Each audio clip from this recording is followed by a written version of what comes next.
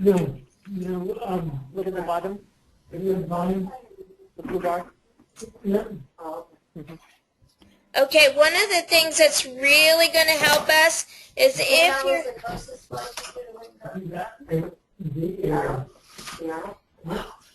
One of the things that's really going to help is if you're not talking right now, if you could mute your phone or your computer until we're ready for you to give your name and all of that, okay? That'll really cut down on the background noise to make sure we can all hear each other very well. Okay? And go ahead, next slide.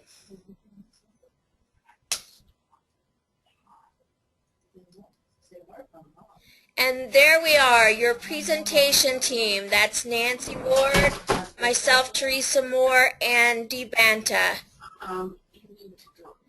And you will hear from our technical assistants and supporters, and Leanne, our co-director, and Juliana Warenia throughout the presentation. So does it hurt, Kevin? We do want to do a quick attendance. This is just a really brief thing. This is not your presentation for your state. This is not your presentation for your state, but a quick attendance so we know who's with us. And the really great thing about this is that we will start to get to know each other as we work together with the webinar series. So we're going to go state to state, and just want to get your name and make sure that you're in the right grouping for your state and what group you're representing. And what I mean by that, are you part of the self-advocacy team or part of the P&A team? And what we'll do is we'll just go in order and see who is here from Alabama. Robin Lunsford, Alabama, representing the Alabama Disabilities Advocacy Program. Great. Who else is from Alabama? Brittany Gore from Alabama, and I am the president of People First of Alabama. Awesome. Anyone else joining us from Alabama? Okay, great. Great to have you guys with us. Let's go ahead and introduce who is here with us in the Arizona team. I'm Monica Cooper. I'm the Secretary of People First of Arizona. I'm Katie Griffith, and I am the President of People First of Arizona. I'm Jolene, and I'm a member at large of People Arizona. People First. Hi, I'm Ronaldo Fowler. I'm with the Arizona Protection and Advocacy, which is the Arizona Center for Disability Law. Hi, I'm Bill Lucero, and I'm from Arizona, and I am from GATCAS. Okay, and thank you, Arizona. Let's hear who's from Florida.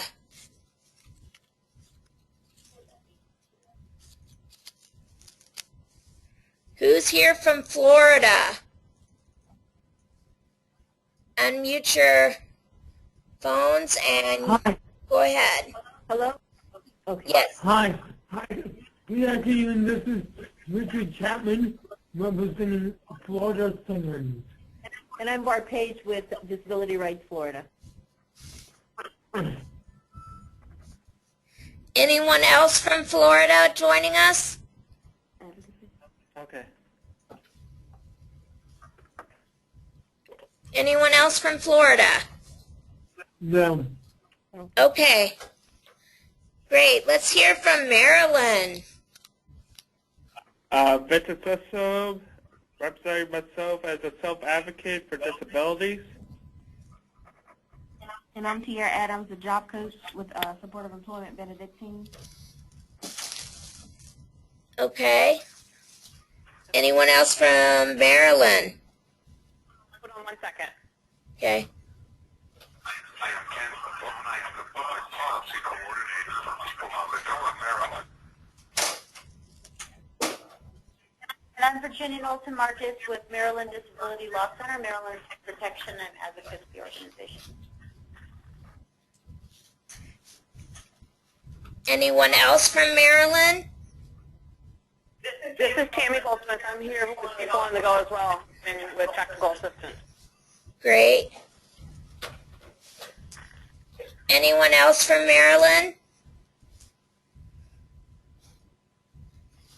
Wonderful.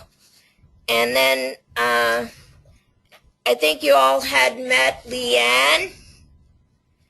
Nancy, are you with us?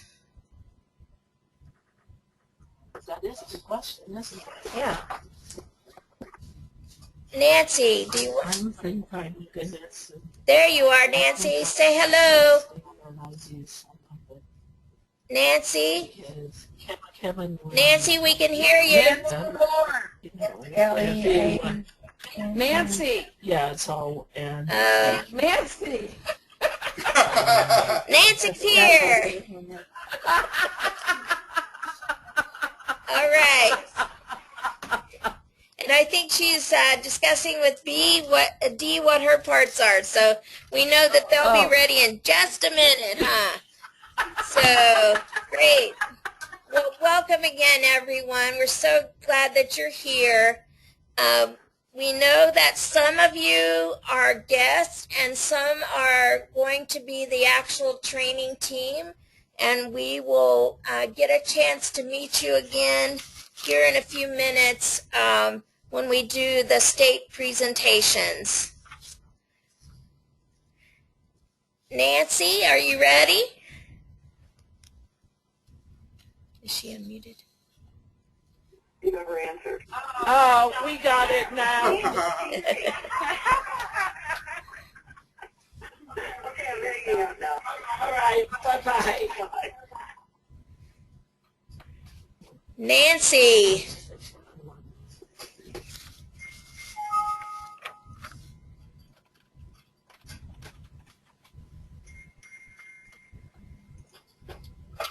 Nancy.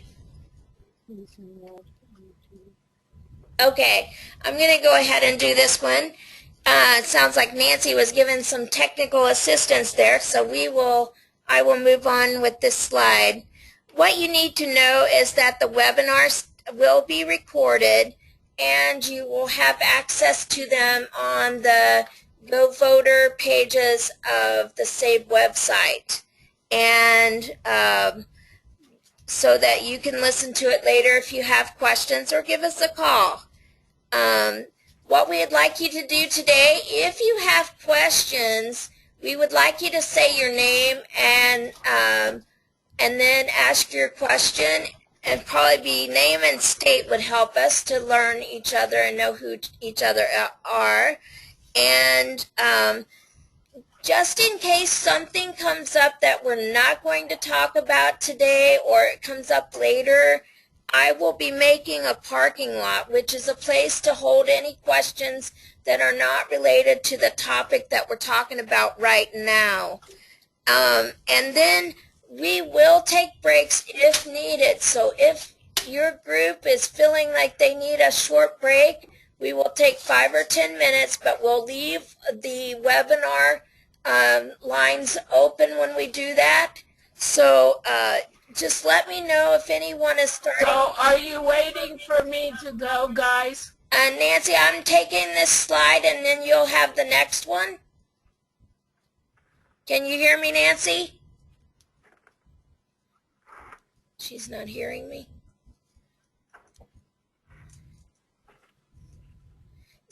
So what we'll do is we'll take a break as needed, but it won't be at a certain time because we're just going to see how we're all doing. So click the next. Nancy, can you hear me? Nancy? Teresa, I'm gonna call her. Okay. Okay. So So I'm muting myself. Okay.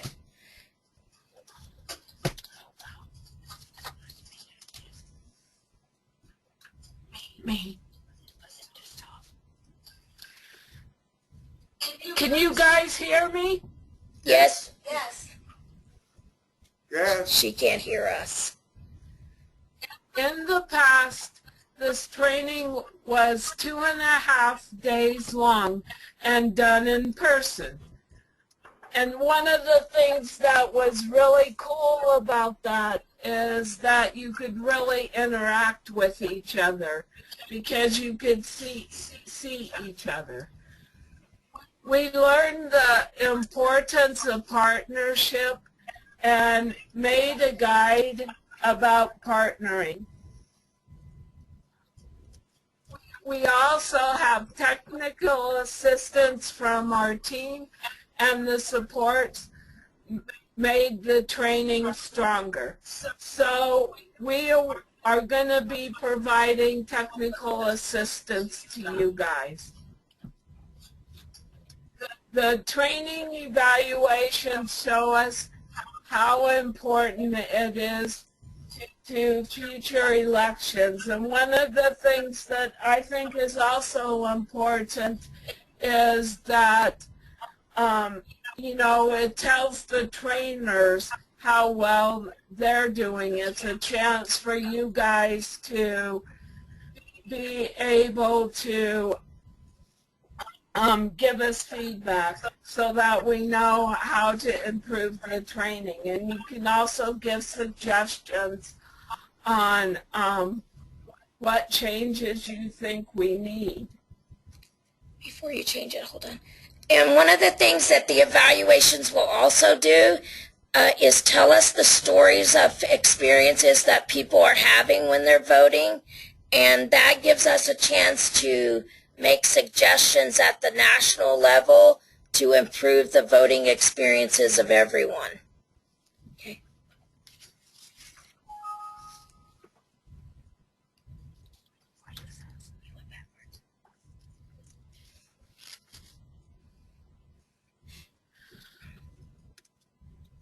Why are we having webinars? It has been difficult to do the face-to-face training because of the cost. It costs a state about $3,000 to have us come to their state. So we want self-advocates and their allies to teach each other how to use the online tools. So that would be a reason for having the webinars, because it's also more cost effective.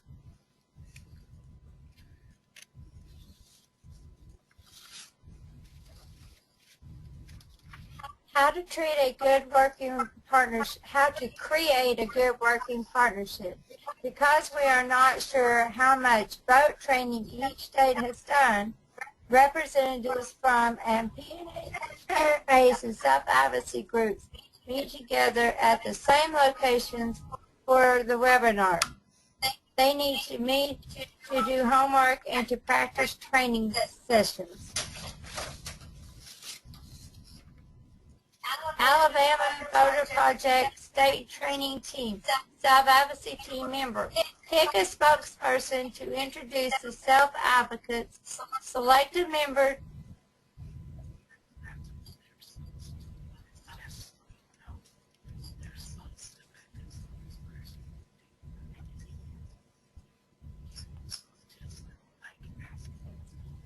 Okay, Alabama, will you please pick a spokesperson to introduce the self-advocates?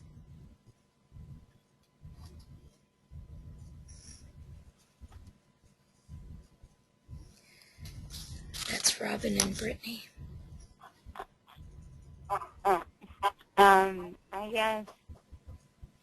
Select a member to tell us your group's mission. I mean, this is Brittany Blow. I am a self-advocate. But I think, Robin, are you on the phone still? I am on the phone, and I'm just getting a lot of feedback that was really difficult for me to hear.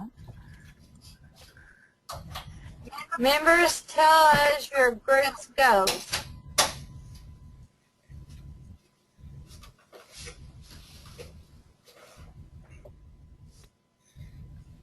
Brittany, can you do that? The second goal? Have you done any boat training in the past? Yeah, I can tell you. Have you and your P&A worked together? I can tell you you're a great mission. I'm just having a hard time understanding everything anybody says. But I'm just kidding.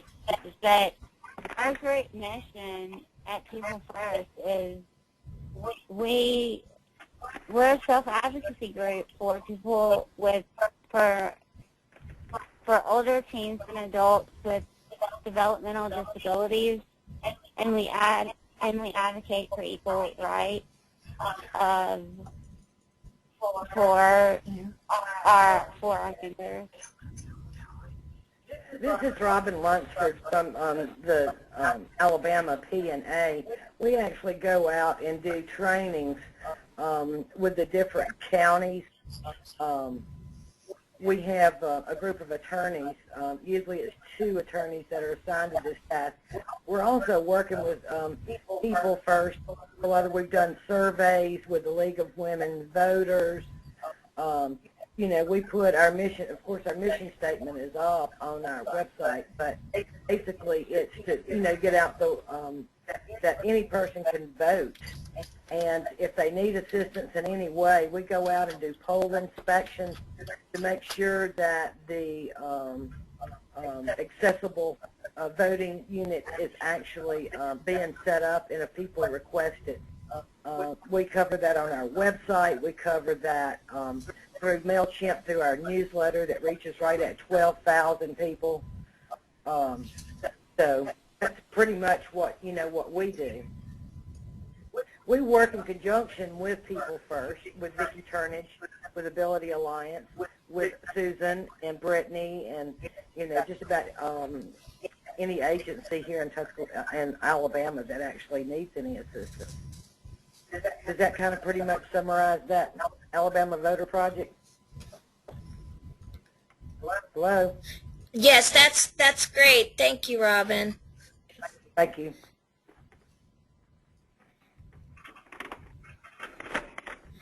And Robin. Sorry, I thought I was answering your question, Juliana. I'm sorry. Robin already told us about what they're doing in Alabama, so we'll go on to the next state. What? Just what the People First in general is doing? Okay, go back.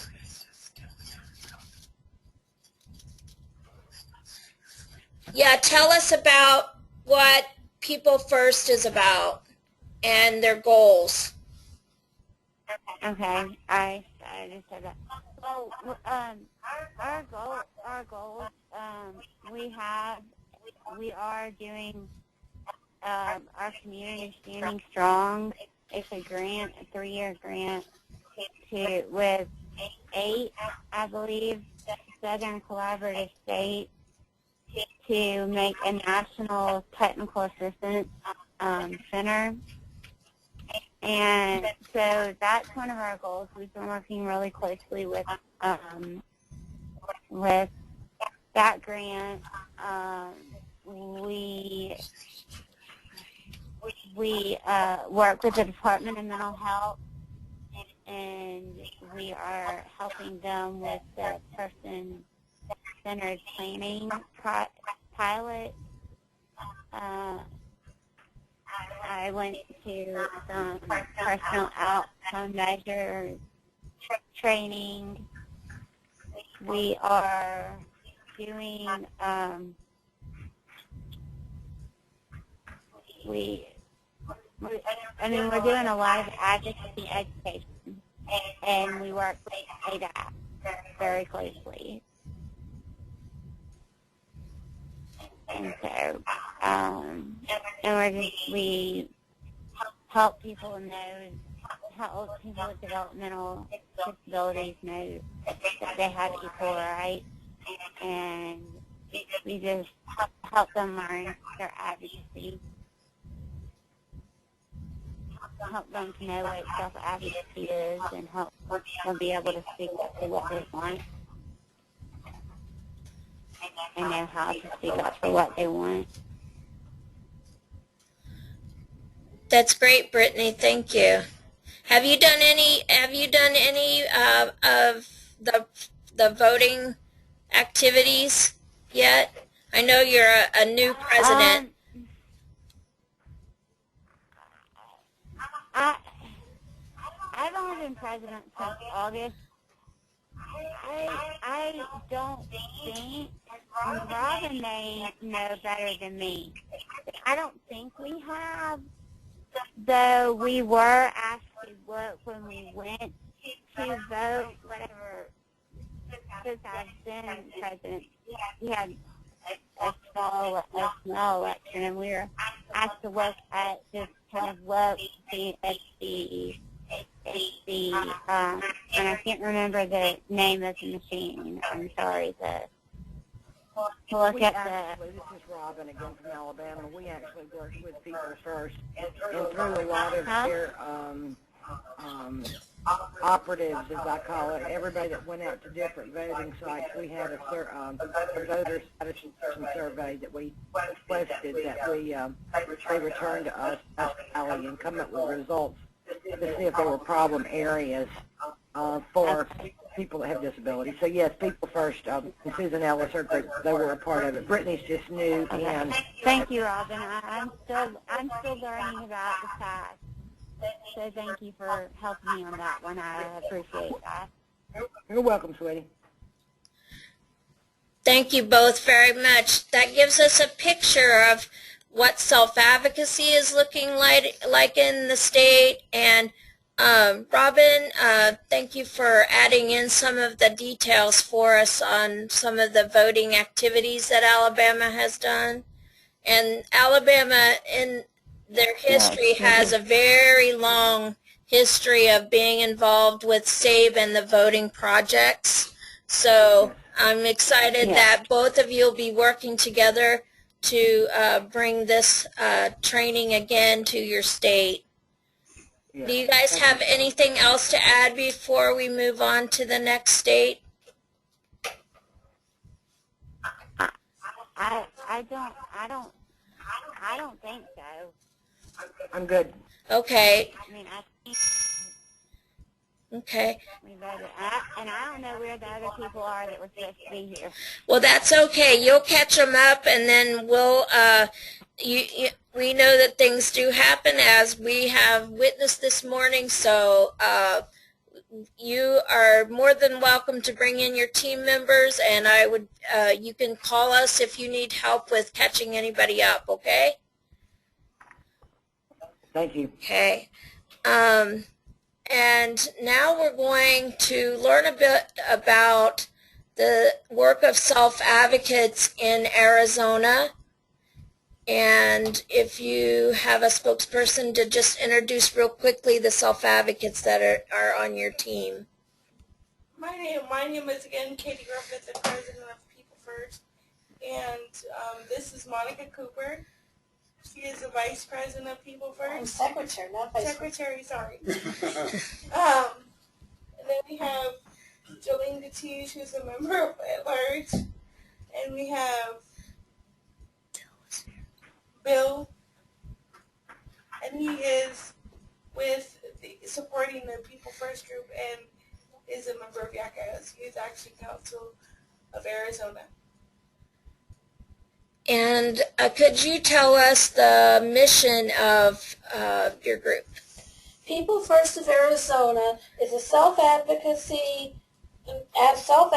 movement by and for people with disabilities, offering experience through participation. People First of Arizona promotes self-advocacy and self-determination through leadership opportunities, customer-driven programs and supports, personal growth and financial control, education and training, Together, we can achieve our mission. Let's take a look at what your group goals are.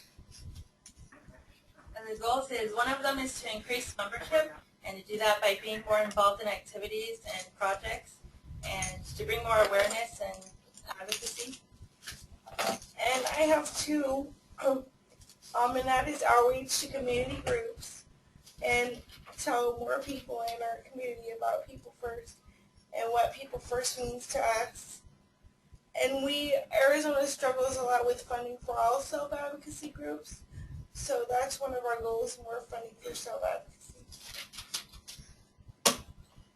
Building more partnerships, like we have built a partnership with the Arizona Center for Disability Law. In the past, we have done many projects with ACDL, which is our protection and advocacy partner, and we've also partnered with other organizations, including Arizona Bridge to Independent Living, which is the building where we are meeting right now, and we also support Youth Action Council, like Katie said, and also OASIS, to name a few partners that we have worked with. Bill, would you like to tell us a little bit about the Youth Action Council? Yes, so our mission statement is to encourage the empowerment of youth without disabilities in an all-inclusive environments through education and community environments to all aspects and change of advocacy. And do you have goals for the Youth Action Council? They're kind of mixed in your mission. Do you have anything you want to add? Oh yeah, so what we have is to learn new things, to interact with others, and who come to the meeting of leadership. Okay. And he has one more thing. And we have the mentor training for youth, video issues that affect youth members that are going to school, members that are building leadership skills, asset, and planning with the ADE Fall Transition Conference. That's our Department of Education Transition Conference, right? Yes.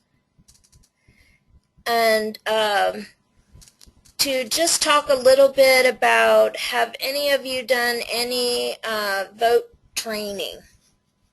Yes, this is Katie Griffith, and I have done a project vote training.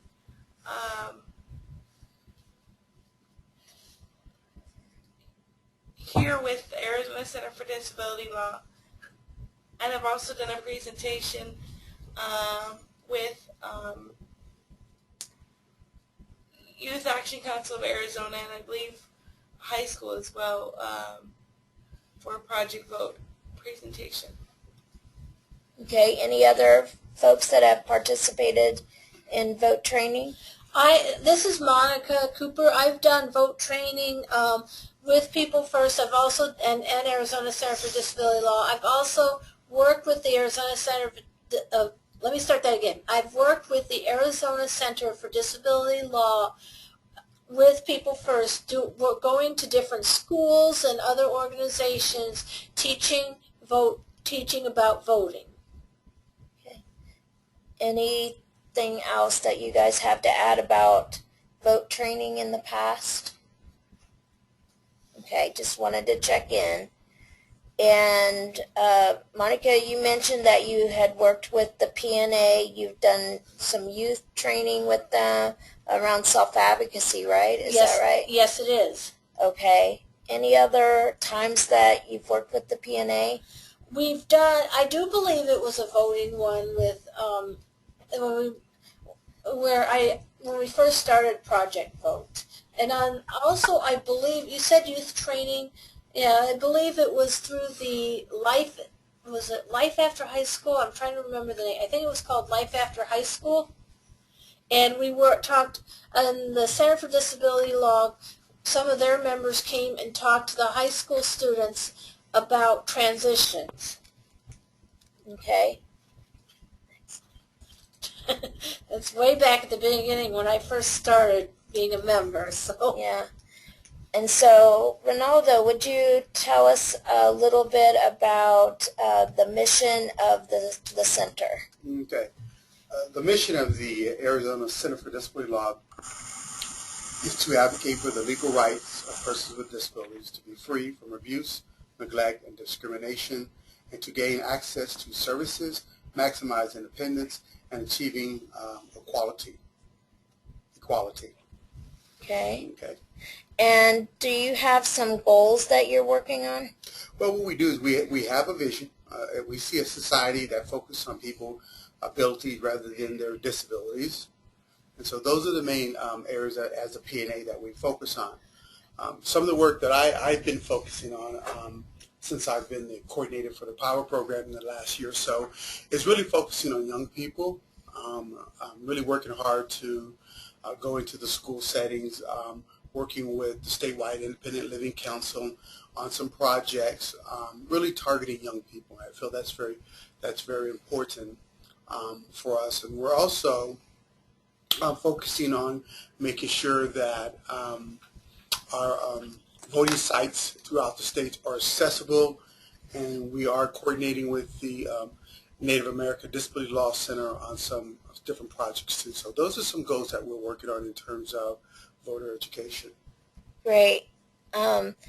And have you worked with the self-advocates before, or will this be your first time really having a project working with them? This will probably be my first time just having a project with the self-advocates, but I've also, as I mentioned earlier, I've worked with the statewide Independent Living Council, and I've worked with some youth through the University Centers for Excellence in Developmental Disabilities down in Tucson. So even though this is my first time working with the Project with People First, we have done some work within the last year with some different groups. Awesome. Go ahead. So let's take a look at what Florida is doing. Do we have the self-advocate representative? We do. Good afternoon.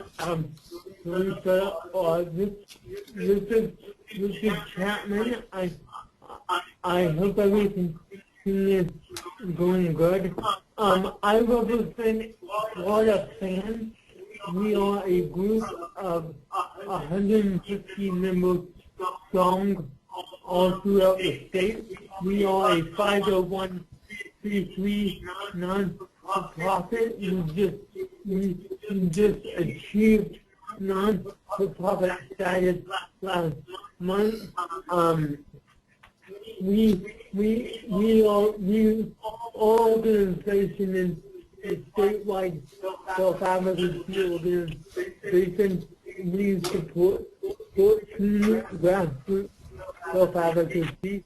A big focus this year has been education, the I-budget, which is how we pay for DG services advocating for more funding in the institutionalization.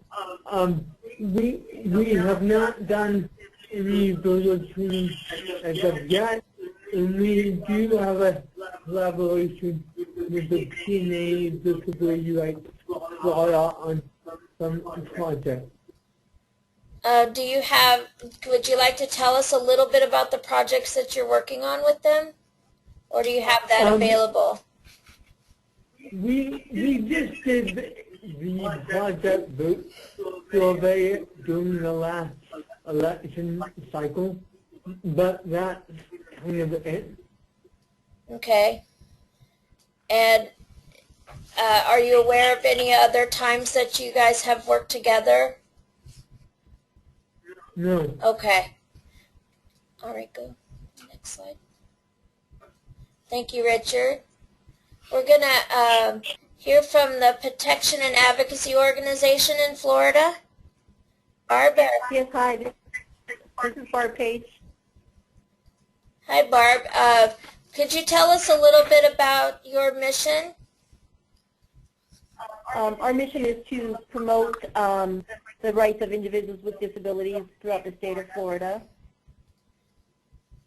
And go ahead. Oh, I was just going to say, just go ahead and add as you want, and tell us a little bit about your goals too. Okay. Well, you know, the ultimate goal for all of us is for equal access and inclusion in the community, and for all of individuals with disabilities, which includes, you know, the right to cast your vote. So, and I'm pretty new on this topic. I've been with Disability Rights Florida for a very long time, but this is the first time that I've been working with Florida SAND and on the voting project. Oh, what were some of the things that you have done? Me personally, I do a lot of investigations and advocacy work for ADA Title II and III, primarily, is what I do. And sometimes that includes voting places, making sure that they're accessible.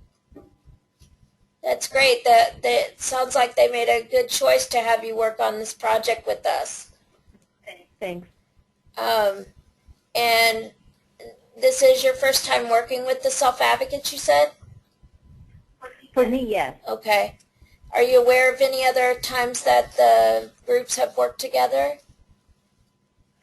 Not anything different than what Richard had said. Okay, I just wanted to check. All right, next. Thank you so much.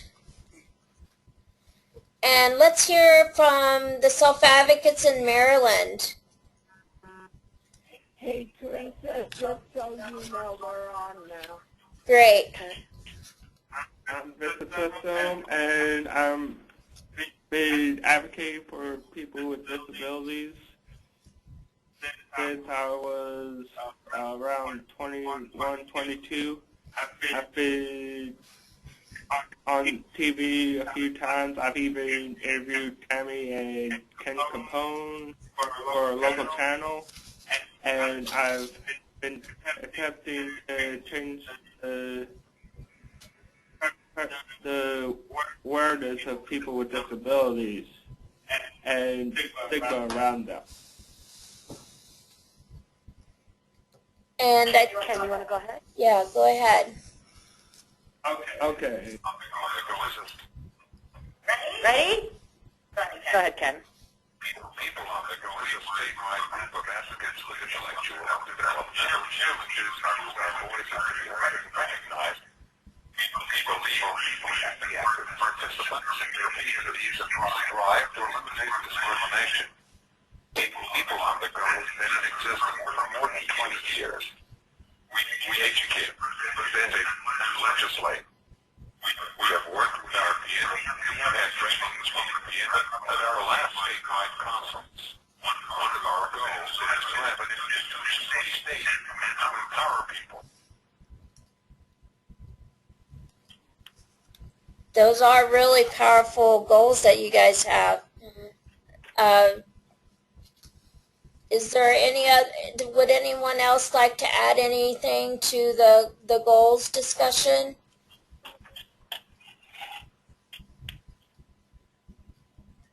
I know sometimes people sometimes have things that they've worked on with some of the chapters and such, so I just wanted to check in. Well, I do have a personal goal involving advocacy, and that is to go across the nation, perhaps the world, to teach people about how disabilities affect different people. That's awesome.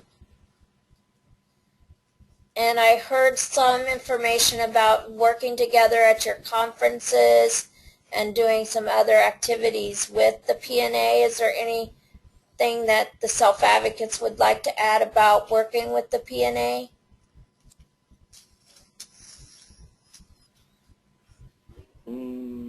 Okay. Well, not sure who the PNA for Maryland is. I'm sorry, say again, I'm sorry. I'm being honest, I'm not sure who the PNA is for the state. Right here on the call. So we'll, Okay, sure. that's definitely something that this project hopes to work on, is to strengthen that relationship that we have with each other. Some of us have a long history. Some of us have new people in the positions that they're holding. And so this is a really great opportunity for us to learn who each other is, and the important work that each group does, and how much stronger we can do and when we do projects together. Let's go ahead and to hear a little bit from Maryland's P&A. Well, hi everybody again. I'm Virginia from Maryland, and we work very closely with various self-advocacy groups, including People on the Go. We have the benefit of having great self-advocates, great leadership in the self-advocacy group, and strong facilitators. So we really value that partnership, and I think it's mutually beneficial. In terms of voting rights, we've worked with not only People on the Go, but Independent Living Center, the state chapter of National Federation of the Blind, and others to do various things, such as advocate for accessible voting machines. The state has reached out to us and actually gotten us to coordinate people with a variety of disabilities to test possible voting machines that they might procure to ensure that they can get the most accessible voting machine possible. We've done policy work. We've done work to educate poll workers. We've done work to ensure that all the polling sites are accessible.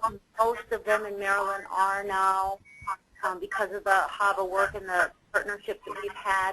Let's have something sort of interesting bubbling up here, where members of People on the Go and NFB have come together in a lawsuit. So the state of Maryland has created a ballot marking tool so that if people are voting absentee, they can privately and independently mark their ballot online using this tool and then print it out and send it in. So the tool, this is important to know, the tool does not actually cast the vote. It only marks the ballot. So the State Board of Elections staff has recommended that this tool be implemented, and the majority of the state board agreed, but a supermajority was required. And for some scares, not based on great evidence, that somehow this was going to be a security risk to allow people with disabilities to avail themselves of the ballot marking tool. So the state board refused to make it available. So there was a lawsuit, and the plaintiff prevailed. The state of Maryland was required to make the ballot marking tool available for the last general election in November. It was used by people with disabilities to cast a private independent ballot without any incident. Yet nevertheless, after the election, the state of Maryland appealed to the Fourth Circuit. So we had a number of groups sign on to an amicus brief supporting the plaintiff's position. It was drafted by Amy Robertson of Civil Rights Education and Enforcement Center. And we had about 25 groups of people with disabilities sign on to this amicus brief. All the protection and advocacy organizations in the Fourth Circuit signed on, so the community really sort of came together to support these plaintiffs, and the case is pending. So we've done a lot of stuff. Well, that's exciting. I always like to, lawsuits interest me a lot. So thank you for telling us about that. Send us an email so we can share the progress of how that's going, because I'm sure this is going to come up for other people. Sure. Yeah. Thank you, everybody, for talking about your states and your groups. And I I know that we're going to make other opportunities for sharing, so if you did not get to tell us something that came up for you, then you'll have other chances. We do have, I believe, a question. Oh, raise your hand if you have a question. Excuse me. There's a little tool that GoToWebinar has that if you have a question, you can raise your hand, or you can type in the text box to ask a question if you're a little nervous about interrupting. So, but don't be. We're very relaxed here. We want you to be comfortable with asking your questions. Just remember, if you need to ask a question, we'd like to hear your name again and what state you're from. Next slide, please. So let's learn a little bit about what it is that we're trying to do with these webinars. We talked to different people in your groups and different representatives, but it's good to just make sure that everybody's on the same page. And just so you know, this is called the Distance Training Webinar Series. And what that's all about, we talked about it at the beginning, but just to make sure everybody, now that we're really connected and doing well, I want to just restate some things. The project goal is to make sure that this way of learning and teaching each other is really going to work. We know that the money that we used to have for training has just gone away. There's not a whole lot of it, and this is a way for us to make sure that new people in our groups and our groups have a chance to learn about voting. And if you have not had a vote training, the voter project that SAVE has many tools for you to use to help your group and your team to learn about voting and how to bring up topics about learning about candidates and stuff. We're going to learn all about that in a little bit. But there's just it's a really fun way to learn about something that can be really intimidating if you're not a voter yet. And if you haven't done it in a while and you're curious about how you go about it, SAVE has had the great opportunity about 12 years ago to create a toolkit that invites those new voters in to say, yes, you can do this, and you understand more than you think you do about the voting process, and let's just learn it together.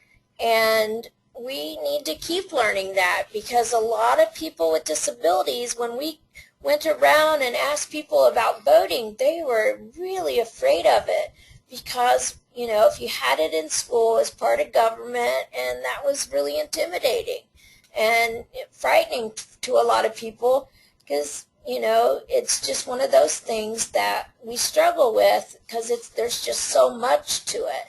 But voting can actually be really fun, and we wanted to give that opportunity to people. And so these webinars will teach us this toolkit that we have available. It also has many, many things available to you. That we have YouTube videos and all kinds of different tools for you to use. And the goal is to make sure that you feel prepared to give one training using the tools that you have. We will teach you the toolkit and how to use the website. And then you'll do this one training, and then we'll talk about what did you learn from the people that you trained about their voting experiences. That'll help us a lot with changing those national laws and things like that, or state laws. And also it'll just give us a chance to encourage new voters in a way that we need to do it now. By using the online tools that we have created. And our really big goal is self-advocates and other groups struggle with how do we build partnerships and things like that. One of the things that that SAVE, Self-Advocates Becoming Empowered, has is these different grants to work with different groups, and the protection and advocacy organizations across the country were telling us, you know, how I don't know how to get in touch with the self-advocacy group in our state and things like that. So we've been helping them over the last few years with this project and with, you know, introducing other projects to help us all start to work together and to find out that we as advocates, whether you're part of the protection and advocacy organizations or whether you're part of self-advocacy, we have been working together or working on these same kinds of goals in our advocacy work, and how much stronger we could be if we work together on some of these things.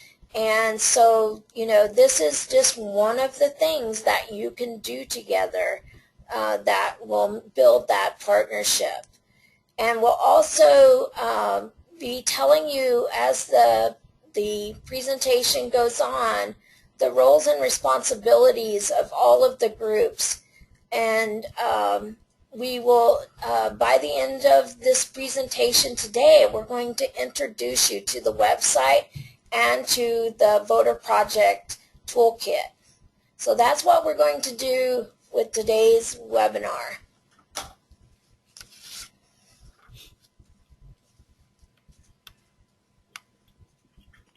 And then on April 28th, we're going to learn how to use and teach the SAVE Voter Project Toolkit.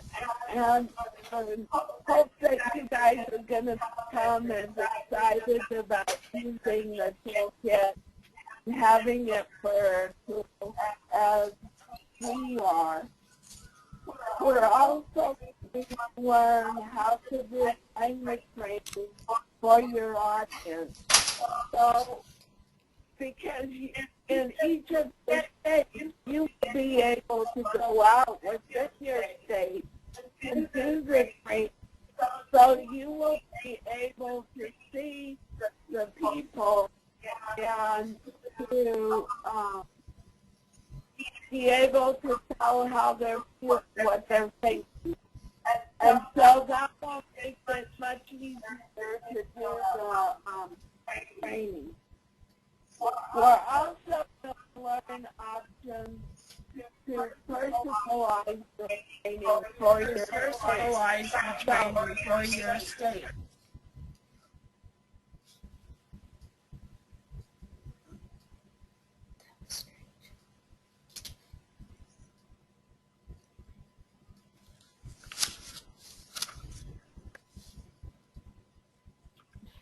So we're also going to learn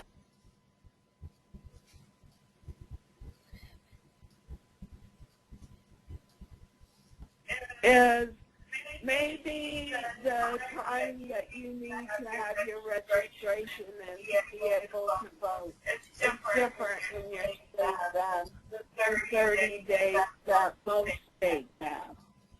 So that could be a way that you would personalize it.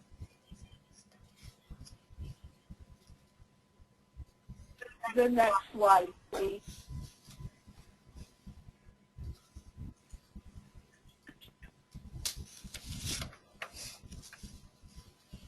About the webinars, May 5th, we're going to review group assignments, how to organize the training.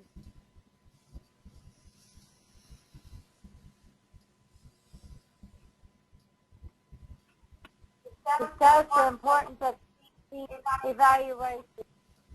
You'll be given evaluation to complete and talk to technical assistance provided by Voter Project staff.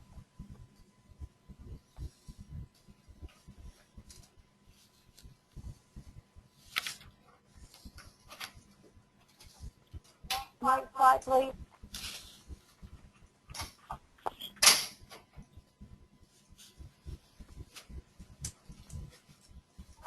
purpose of this is to learn about decreased voters with cognitive disabilities.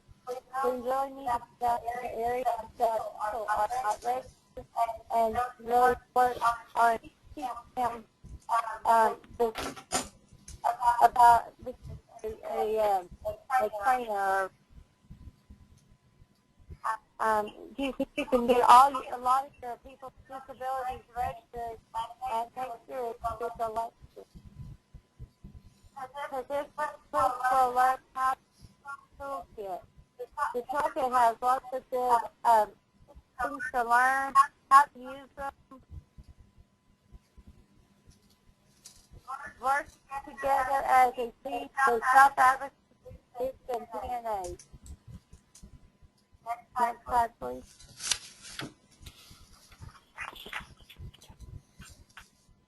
And this is you. So Juliana is going to take us through the Go Voter page on the SAVE website.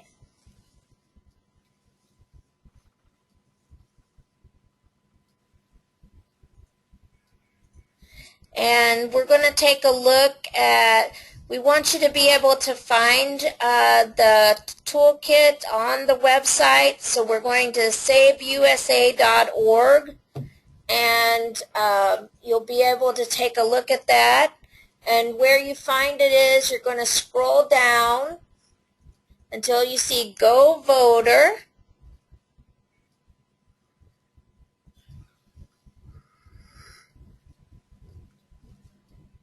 And then we're going to look at where the toolkit is. So there's a Vote Toolkit tab. She's highlighting it for you there. And in this box is a very important box, the Project Vote Toolkit Training Materials. We have tried very hard to get as many things in this box so that you can find them in this spot. And do you have the table of contents? Can you find that for me, please? It could be the training agenda.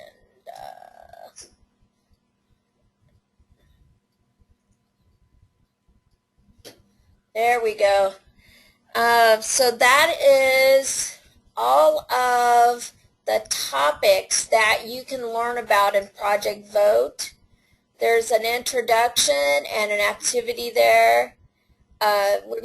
You have the opportunity to talk about how voting fits into life.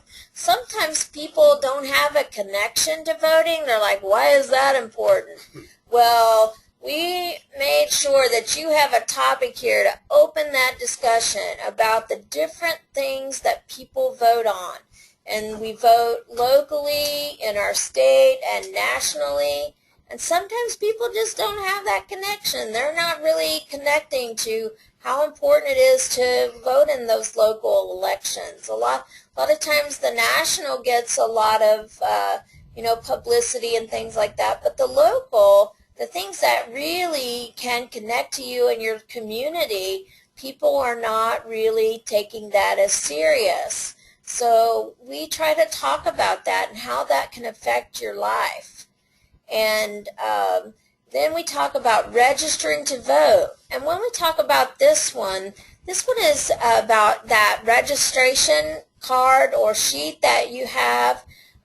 You show examples of it. You try to fill it out. For those that need support, how do you give support without influencing, especially when it comes to those things like registering to pick which party you're in? How do I help somebody register without influencing them and trying to get them to go to my party? Tricky, because I'm a really passionate voter. And how am I going to do that without influencing people? Very tricky. And making sure that self-advocates have the information that they need to fill out that registration.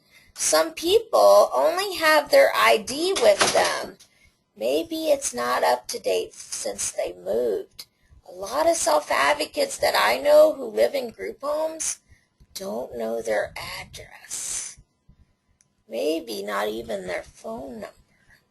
So we've got to help people when we're assisting to say, we're going to have a vote training. Make sure if you want to see how registering goes, that you bring your address and phone number to practice with.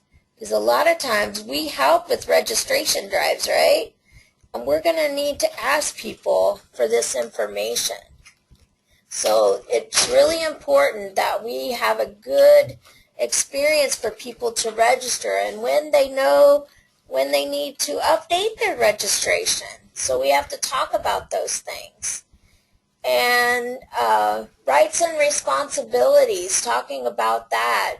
And, you know, it's a privilege to be a voter, you know. It's a right and a privilege, and the responsibilities that you have. Learning about the candidates.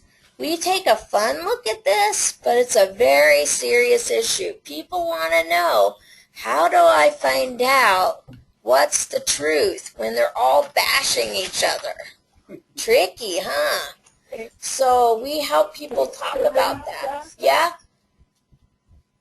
I just had an example for why it's important to register. Okay. And how it's a privilege. Yes, go ahead.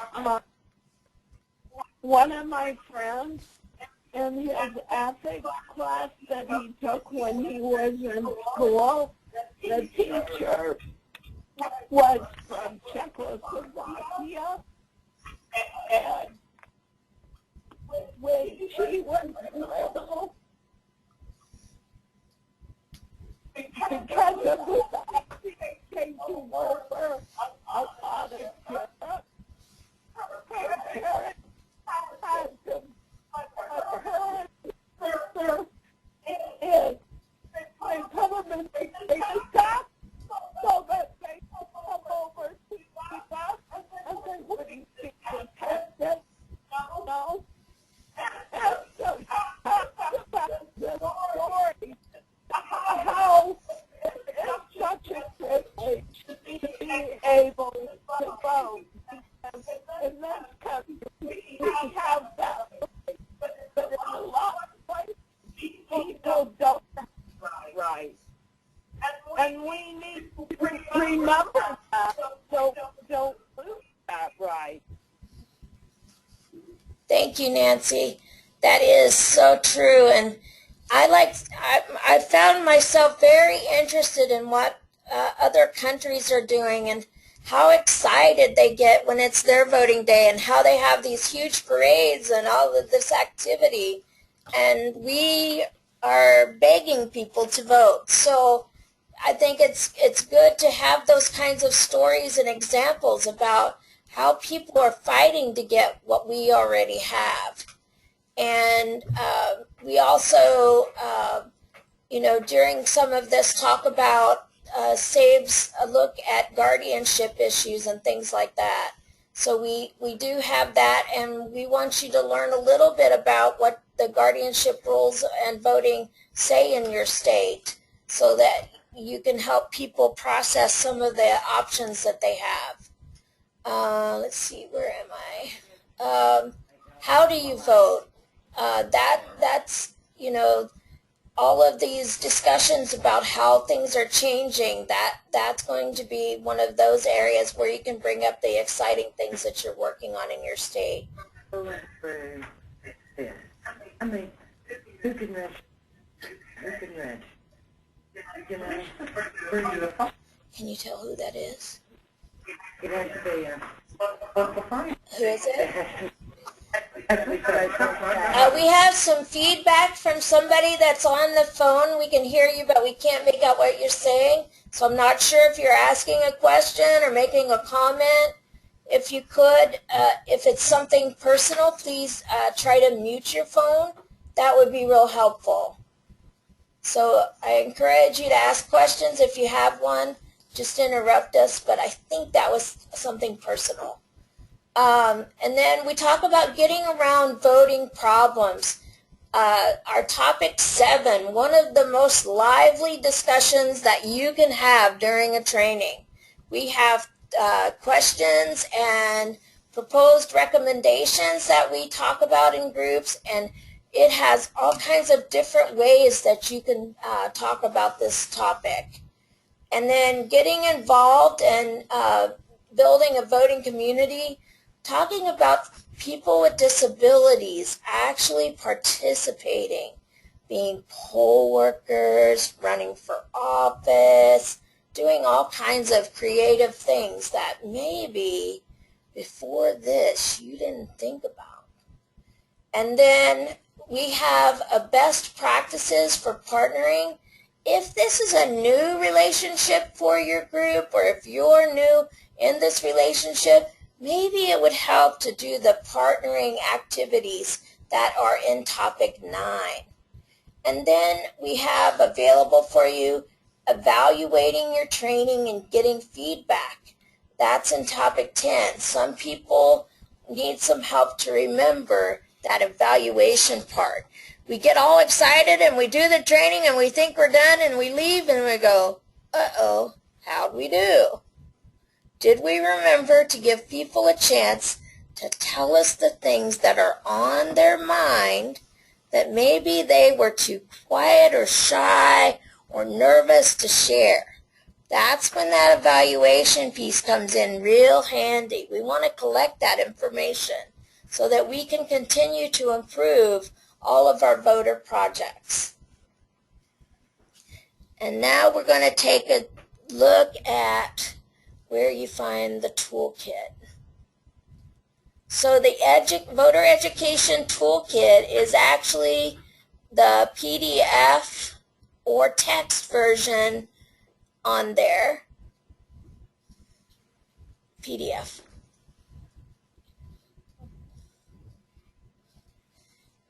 The Voter Education Toolkit is a toolkit for trainers.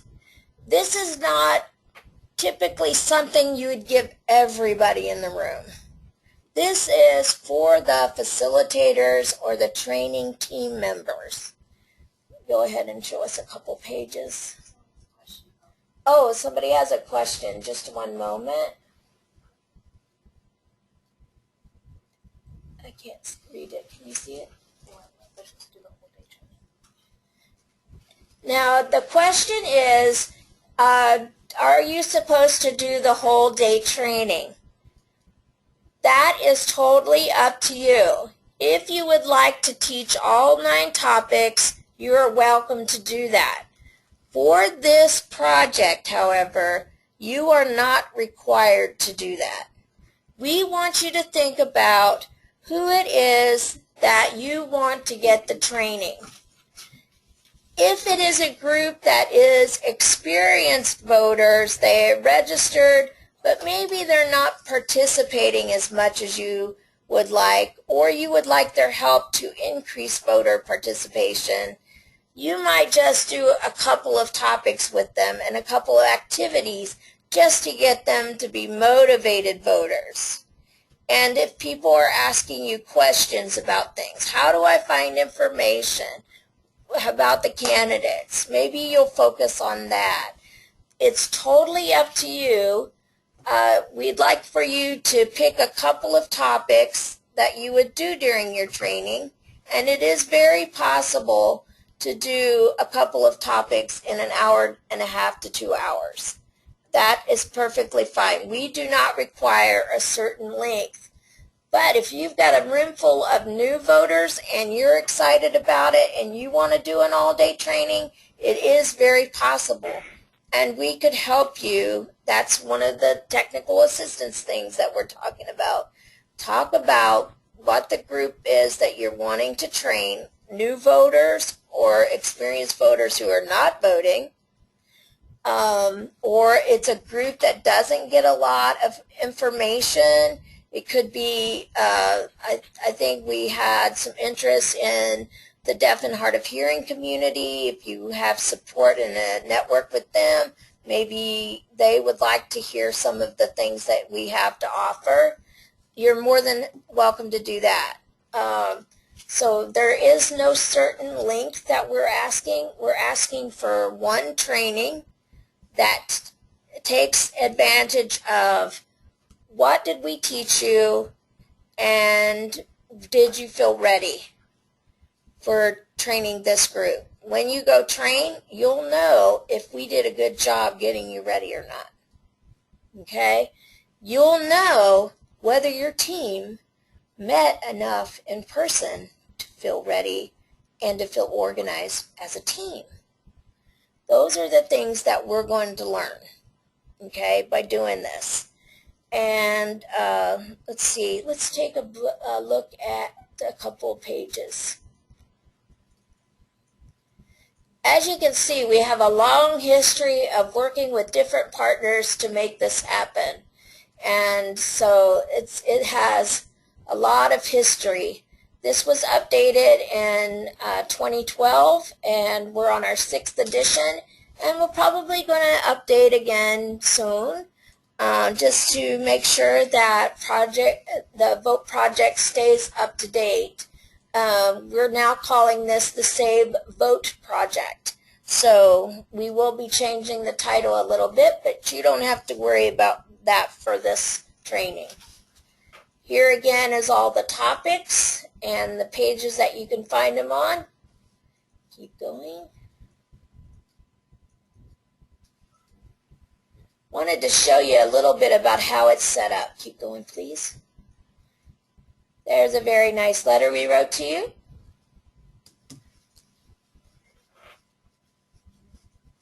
And wanted to show you that you have some training tools that we made available to you. We tried really hard to make the toolkit as friendly as possible. We use icons to let you know when there is a speaker part and some of the things that you might say. Of course, when you get comfortable with it, you're going to be able to put your own words into things. But people said, how do I get started? How do I begin this topic? So we tried to think of some ideas to help you out. Okay? Then we also put in there the equipment that you're going to need. You're going to need a projector system and a computer to use. And, you know, you'll set up just like any other training. You'll make sure that you have your toolkit available to you.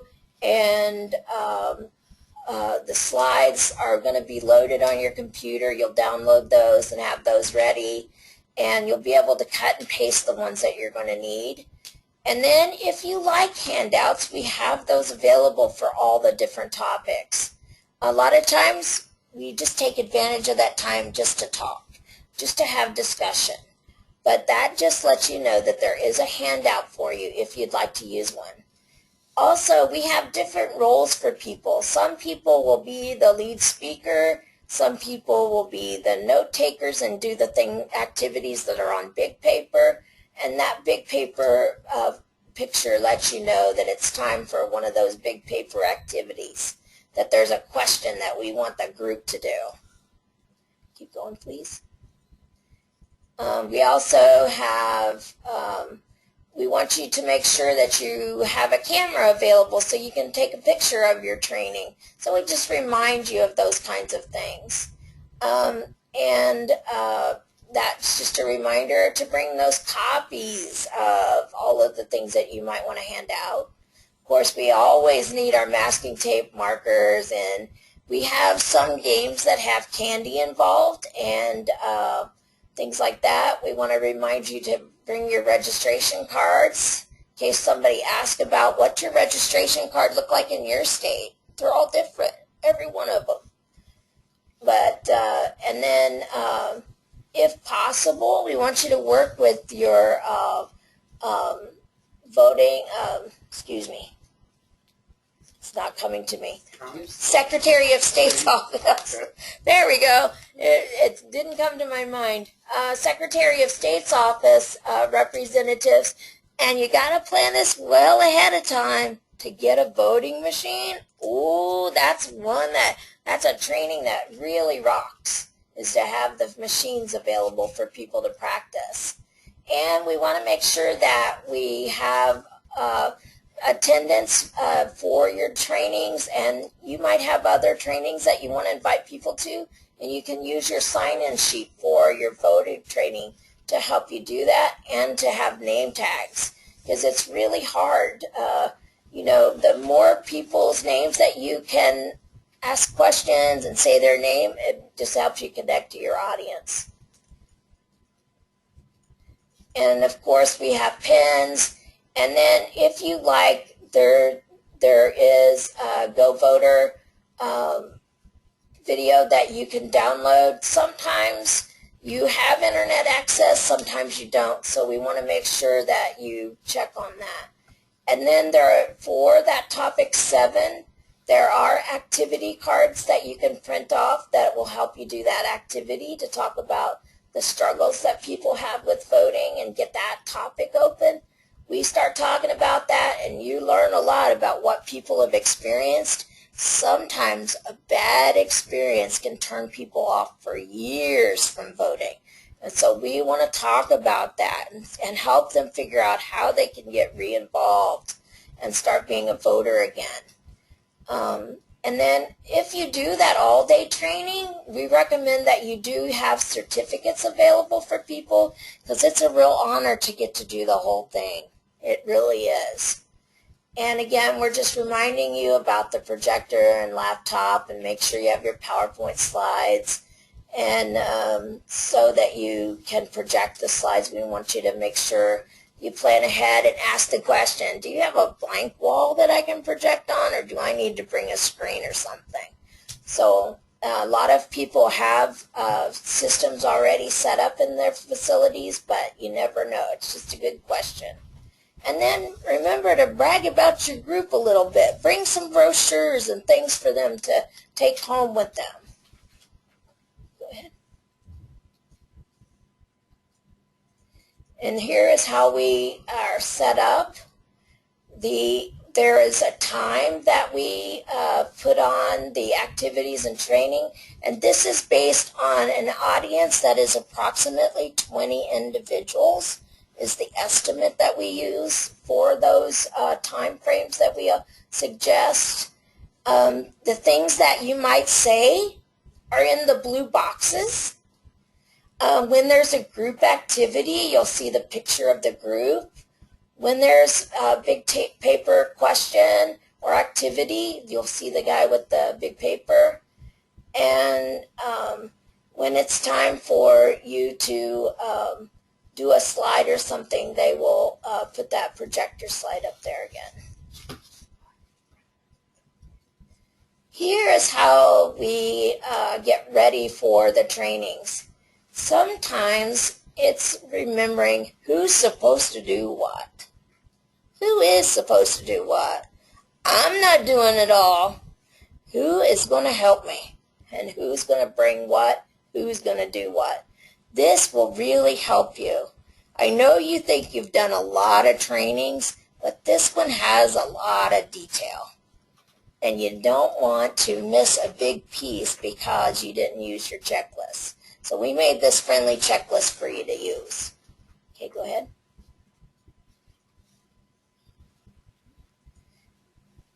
Here is a list of the big papers that we need for each section. If you were doing several sections, this really helps you get ready ahead of time. The more of the big papers that you can be prepared with, the better it's going to be, the easier it's going to be to add page 2, 3, 4, and 5. But that first one, getting started and knowing that you're on track and things like that, this really helps. Keep going, please.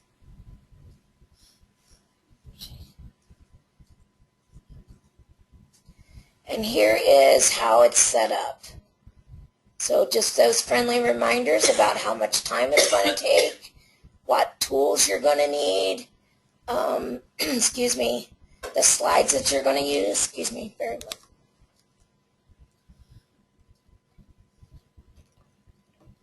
And the copies of handouts that you might need if you want to do those. Keep going, please. So you'll see that we make suggestions about what you might say. If you're doing especially that long training, things about how you're going to do breaks and where the bathrooms are, all that stuff. We tried to think of everything to help you out, just so you are as slick as possible. We want you to have this stuff figured out ahead of time so that you have more time to get in questions, to get in practice, all that stuff. We've tried to make this facilitator's guide as friendly as possible. But like I said, you get to decide what you want to say. You can use this. You can add in your own words. That's why we tried to leave you space. All of these boxes have the ability for you to expand and write your own notes in. Isn't that cool? So keep going, please. Keep going. So you kind of see how that topic 1 is all laid out for you, but it's all about just making sure you feel prepared.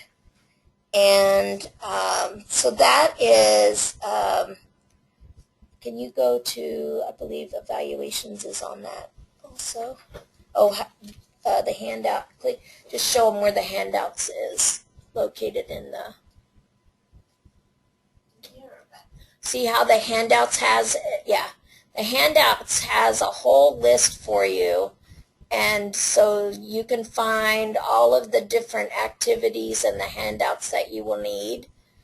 There's activities where you practice voting, and we start with fun things like we vote all the time. We just don't know. We're making choices a lot of times. If you think about it, making choices from different things, it's kind of like voting for it. When we buy things, we're kind of voting for it. Yeah. So that's that. And let's see.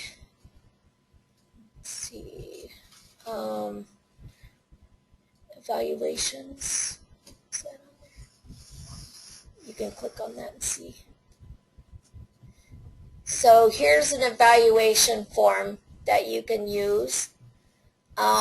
It's all ready for you, and we tried to make it friendly, not too complicated, but you always want to leave space and make sure people have a way of giving comments. And that's typically where you find the really important parts, where those that support individuals to register, they'll write their concerns there. People will write their experiences there that they were afraid to tell you about out loud, all that kind of stuff. So it's really important that even if you don't have a lot of time, please try to make sure that evaluations get done. They're so very important to your participants that maybe we're too quiet to talk about it.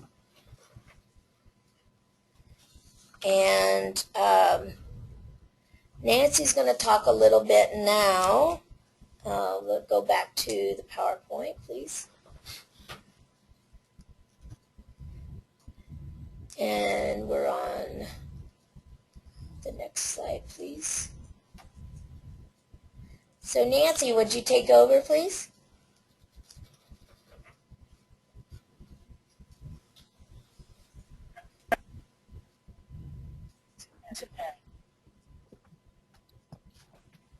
Not other state teams, and that's one of the things that I think that is really fun to get to do. Learn how each state team works together. And that's important because you can get ideas from each other. How to find the voter project toolkit. Remember, a partnership means working together as a team. Yeah, and I think that partnership one, again, we're talking about sharing the work and getting together enough that you feel like you're not doing everything and they're not doing everything. And if we don't see each other and learn how you did things, we're not really going to learn. If you come totally prepared and you have the laws looked up and all of that stuff, and you didn't show me how to find them, that really doesn't help me learn. So that's one of the things that's real helpful, is to remember that when you get together, when you have a phone call, to take each other through the processes of learning where you found things and what you learned and what could change and all of that stuff, and who on your team is going to be that lead presenter and practice, what they're going to say. Oh, that's a good example. Let's make sure we put that in our training toolkit, make sure that we remember to use that example. And ask the questions and not just run through what's on the slide, because that's pretty boring. We need to ask each other questions. What kind of voting experience have you had? Why do you have such passion about voting? Your audience wants to know, because they don't have it. And if they have it, maybe they haven't used it a lot. Why is local voting such an important thing? Make sure you ask all the team members what that experience has been for them. Or if they haven't done it, why? So asking the questions and filling in what's going to personalize your training. Go ahead to the next slide. So before we meet next time, which it's going to be here quick, it's next week. See you Tuesday, and hopefully we won't have any technology issues, but we'll see you next week. And here's some of the things that we want you to do before you get together with us is go to the Go Voter page on the SAVE website. Find the Voter Project Toolkit. Get to know the toolkit before the next webinar. We don't want you to study it like detail, but I want you to know what I mean when I say, what does that blue box say about that? What kind of questions are you going to ask in this training topic? Let's know a little bit about it, okay?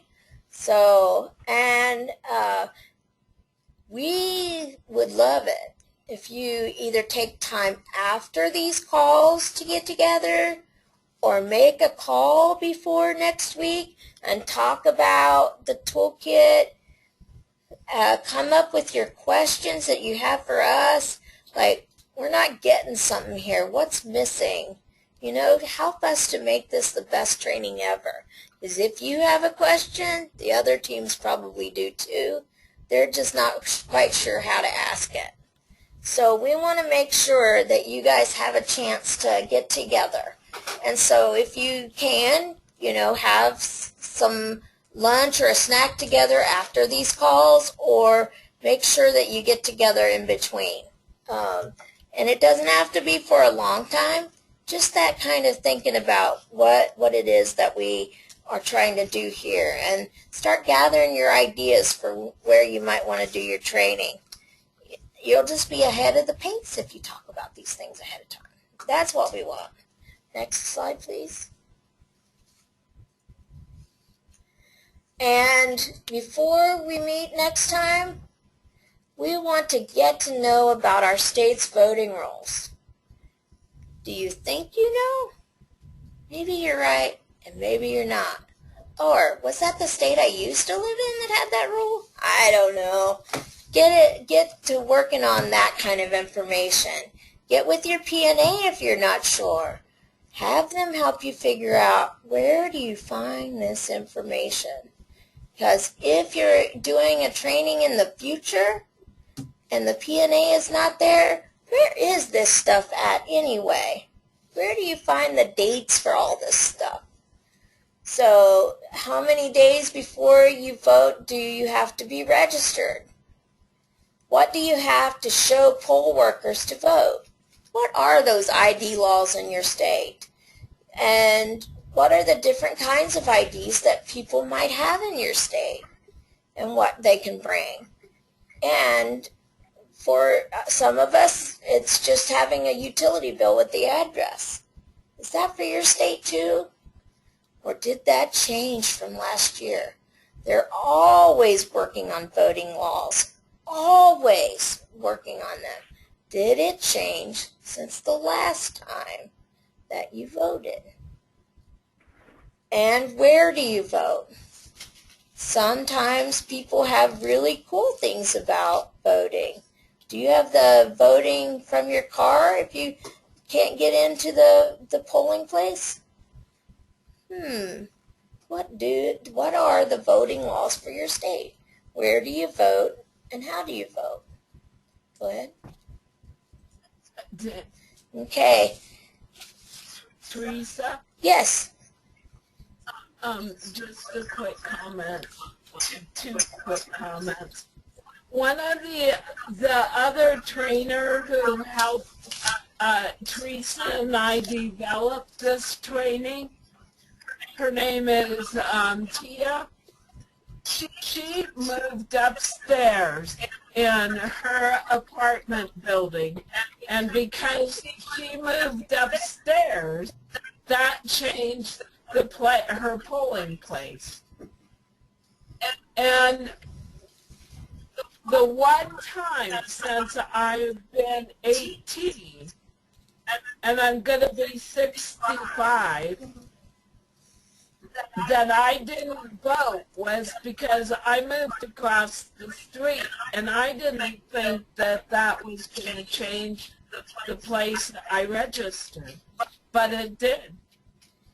So when Teresa's talking about learning about your state and the rules that apply to your state, that can be very important because you may not be able to vote if you don't do it. Yeah, it's a planning ahead kind of activity. You just never know when it's going to change.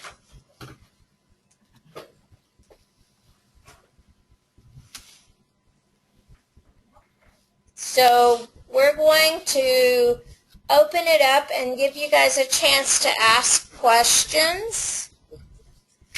And I don't have anything on my parking lot because you guys were really great listeners. But really want to give you the chance to ask questions. It can be on the project. It can be on your homework. It can be on anything that you're thinking about right now. Any questions? Where is the toolkit located again on the website? Let's walk through it again real quick.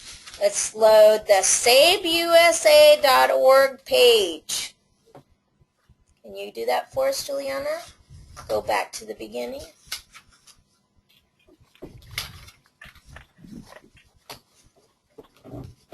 So you have said SaveUSA.org. It's up there in that little white line where you type in what you want to look at. On Save Self-Advocates Becoming Empowered's website, you go to the bottom of the list. It's called Go Voter. You click on that, and then you're going to find the Vote Toolkit. And there's all kinds of cool stuff in there and the other pages, so check those out too if you want to. But you're going to find this box that says Project Vote, Toolkit Training Materials. Sometimes we call it the Voter Project. Some of this stuff needs to change to the Voter Project because, you know, we're always updating stuff. But Vote Project Toolkit is a box that has all of the different things that we have thought of for you to use. And there are videos, kinds of things. There is a PowerPoint which you're going to learn to use in the training. And you're also going to need your voter education toolkit because you guys are the lead training team. That's your tool. And you can print out sections or you can print out the whole thing. It's up to you how you want to do it. So, but those are all the tools that we have come up that you might need to do a training. If you don't find something there, let us know because we're always trying to improve it. We're always wanting to make sure we have what states need to do trainings. Is that helpful? Yes, thank you. This is Jolene. I just wanted to know if the link to the video works at 30 minutes down on the bottom. It should. If it doesn't, I'll be very sad. Oh, it didn't open. Yeah, I tried it. Oh, no. We'll try to fix it. I'll make a note of that right now. Go vote. This is Brittany Gore. Yes. And my question before you got into, you went to some kind of sheet right before you started showing things that were the toolkit training manual. Where is that sheet? Are you talking about the agenda? Yes, the agenda one. Yeah, training agenda has that list. Is this the one you're talking about? Yes, where is that? Is that on the website? Yeah, that's the website, that Go Voter Vote Toolkit tab, and then you go to this box with the gray at the top, and all of the Project Vote stuff is in purple. And then that the agenda is sheet of paper. Where is that at? Is it somewhere on here? Yeah, it's inside the box. Oops. It's inside the box, and it says Training Agenda. Oh, I see it. I'm sorry. Under the handouts. That's okay. That's what we're trying to do, is make sure you feel like you know what's where and how to find it. And if it doesn't work, tell us because we got to fix that.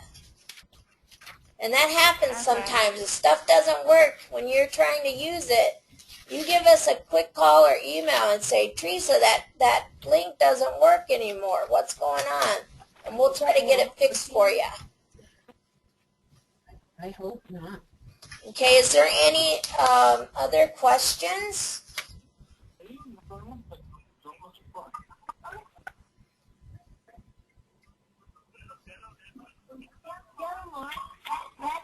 You guys have any questions? We have the lines open so that you can ask questions. So if you're not talking to us, we can hear what you're talking about. You might not want that. You might want to say, oops, that's not something I want Project Vote to know about. So just so you know, the lines are open so that we can hear your questions. I'm going to go through the states and just check in with the teams. And this is your chance to say, I got it, I don't have it, whatever statement you want to say. I'm going to check in with Alabama's team. Do we have any questions from Alabama? I know Brittany had one that was really helpful. No, this is Robin. I had gone in last week and printed everything out on the voter toolkit, so I'm good. That's awesome. So you had a chance to peek at it a little bit. Yeah, and you guys did a really great job putting the PowerPoint and you know, especially the training videos and stuff together. It's, you know, it shows that you guys have done a lot of hard work on this project. Congratulations. Thank you very much. Yes, our team has worked really hard for a number of years to make sure that this is all in one place. And let's check in with Arizona. Arizona had a few good questions, but let's just make sure that nobody else has anything. excuse me, this is Monica. I would like to say one thing, that I've noticed some changes, because the last time that I was part of a training for the Project Vote, they had everything on transparencies. Oh, that's a long time ago. Yeah. Thank goodness those days are over. I know. That's why I said, I'm like, oh. I cannot tell you how many times I dropped the transparencies all over the floor before training and had to figure it out. So thank goodness that's over. I know, but that's what I'm saying.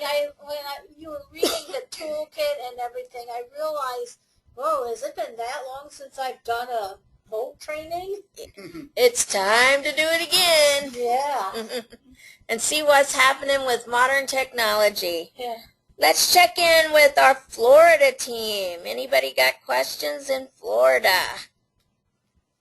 Hi, we're here. I don't think we have any questions. We're all good here. Thanks. Great. We're good. Teresa, this is Richard. I wanted to let you know that I will not be able to be on next week's webinar.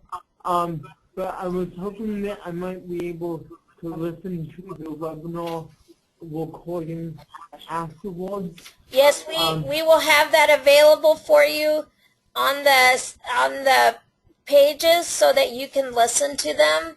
If you could, I would encourage you to have another self-advocate join the team and have them participate. You can have 2 or 3 actually. That would be great. Okay, we'll try. I might be able to dial in depending on my training. So I will definitely try. Okay. that. Okay? Yeah, and you can call us and we can brainstorm about who might be able to help you with build your team a little bit so you have more support. Okay. All right. Thanks. Okay? Thank you, Teresa. You're very welcome.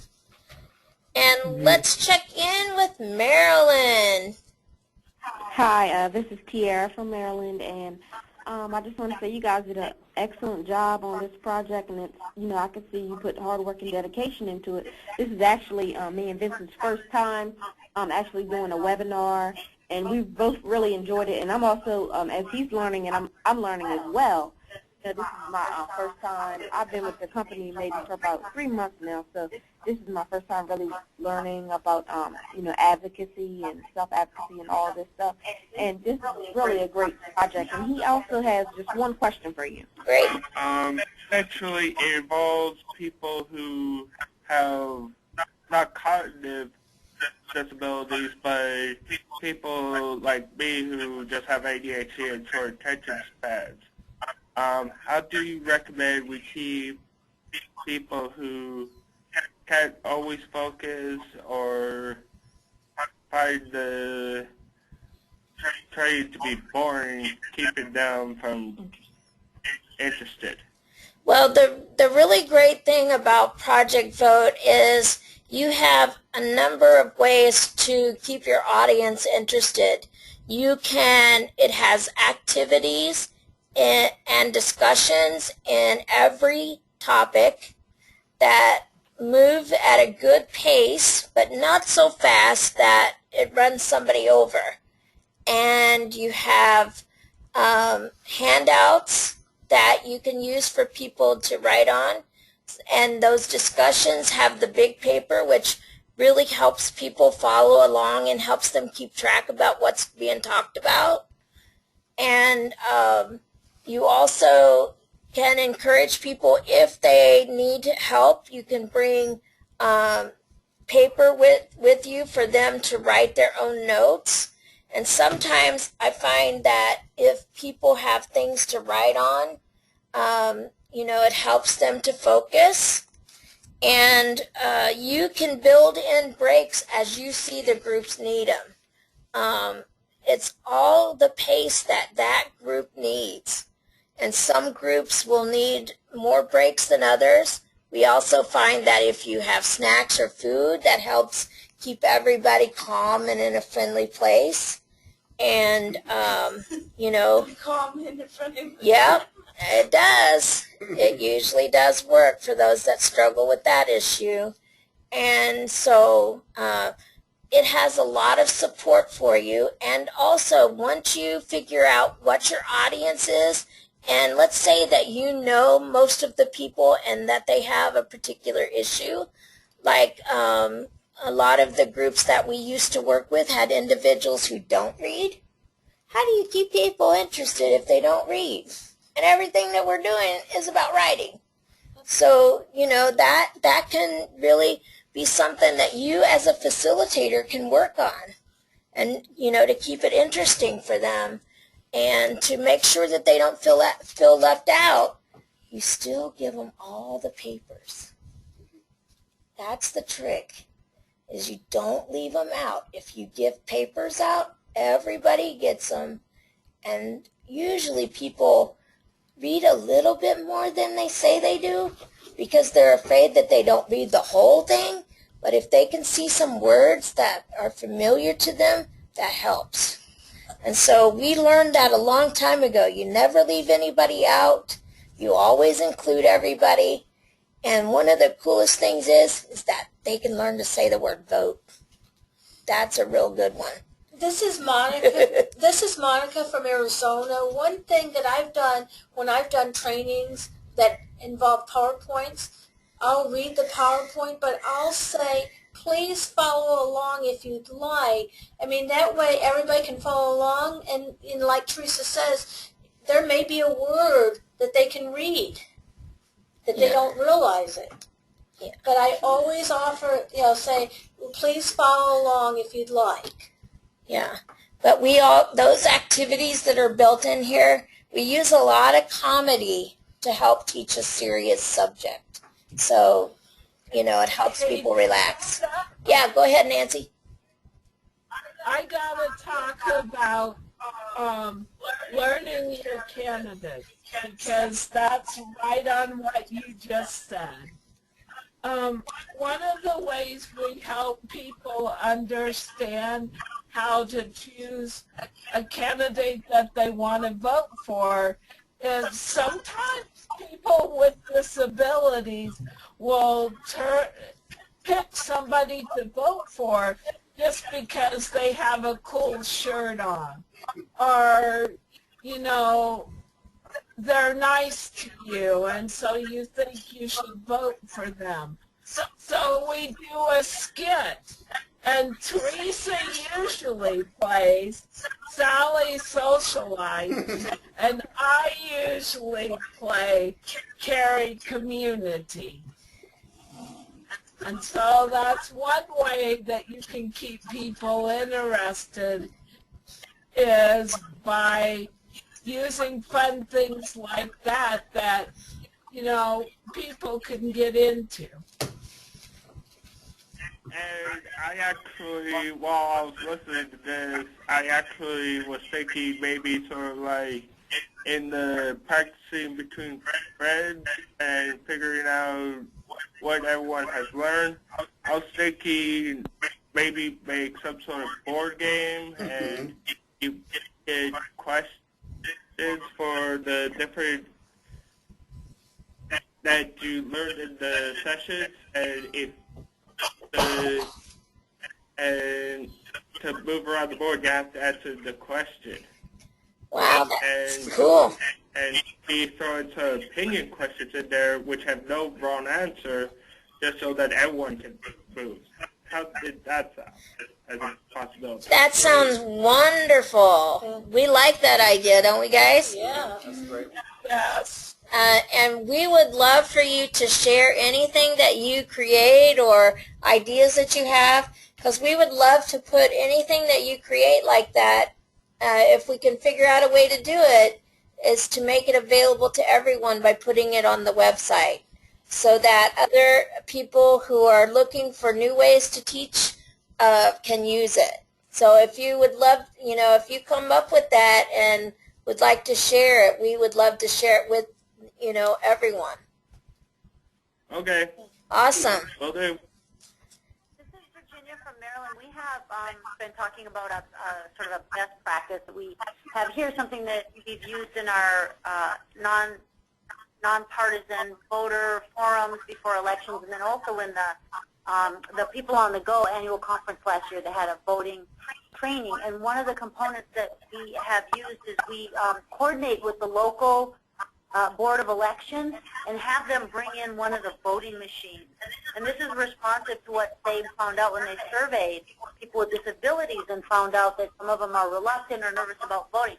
So this takes the mystery out of it. It brings the machine, and people can work with the machine. They get a demonstration. They can handle it, so that when they go in to vote, they know exactly what to do because they've, used the machine before as a trial run when they could ask questions, and it is actually a pretty fun activity. It's very popular. These machines are very popular. Yes. You might even need to ask for two. That's awesome. And that's how the partnership could help each other, by getting those machines in and helping plan the training that allows time for that. So, that would be a major priority for your team if that's what you want to do, is to make sure that you have a training that's long enough for 20 people to go through and use the machine. I can tell you that if you don't add an extra hour, you'll probably regret it if you have a machine available, because that usually does take a while, and some people need more assistance than others. So if you think that you're going to get a machine, you can always end early, but boy, it's hard if people haven't planned to be there longer. And say, it may end earlier, but we want you to make sure you have time to look at the machine. And that's really important. And a lot of the self-advocates that have gone through the training where the machines are, they show the poll workers how it works. That's great. So that's awesome that you guys have done that, and now you know how to do it, and that's going to be really helpful. Well, it's good for people to know how to work the accessibility features like the large print and things like that. So, yes. The audio ballot, all that stuff. Yeah, and since every state gets to choose their machine, it's good to know which ones your county has. So, is there any other questions from anyone? Did somebody say something and you thought, I have a question now, but she's already went past our state? Oh no! It's okay to ask anytime. Go ahead.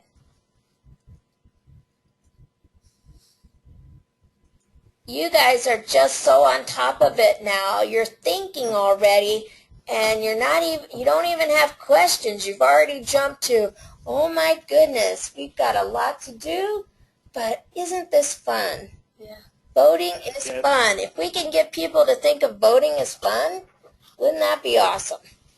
So, if there is no more questions, we will be sending out a note for you with your homework on it, probably by the end of the today or early in the morning. Can you go back to those slides just real quick? Their homework.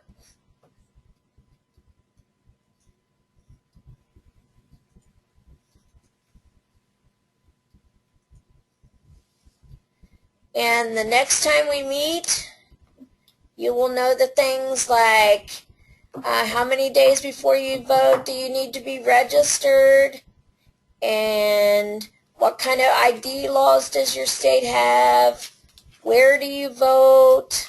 We will be sharing these, and we'll do that kind of thing where we ask each state again, what did you learn? Because maybe your state has a law that we want over here that's better than ours. And that's how we're going to learn what really is going on in the country, is by sharing all this different information. I think there was one more, wasn't there?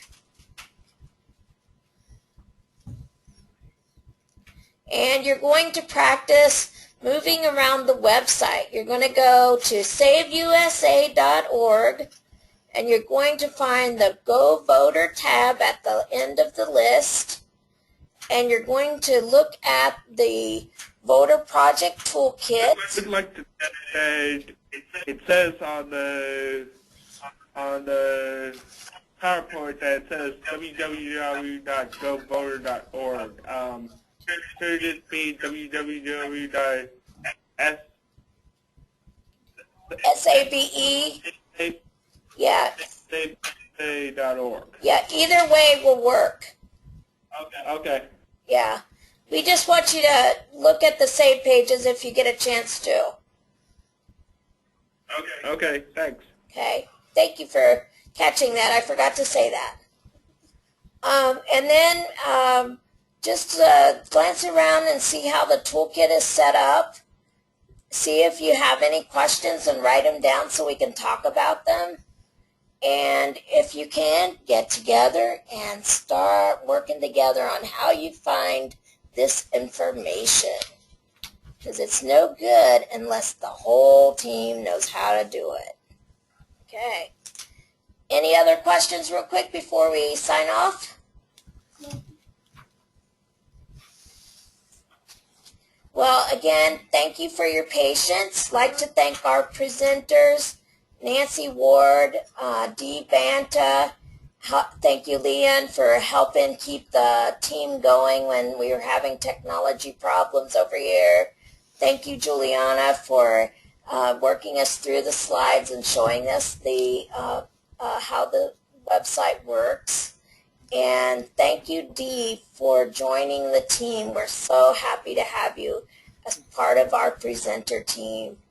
And I'd like to thank the states again.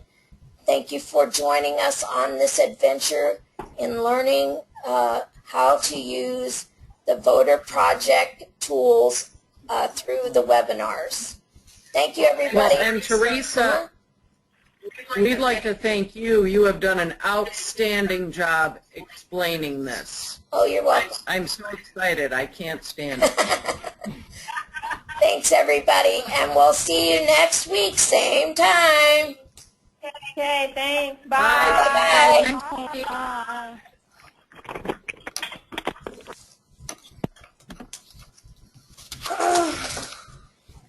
We ended on 19. Correct? I thought it was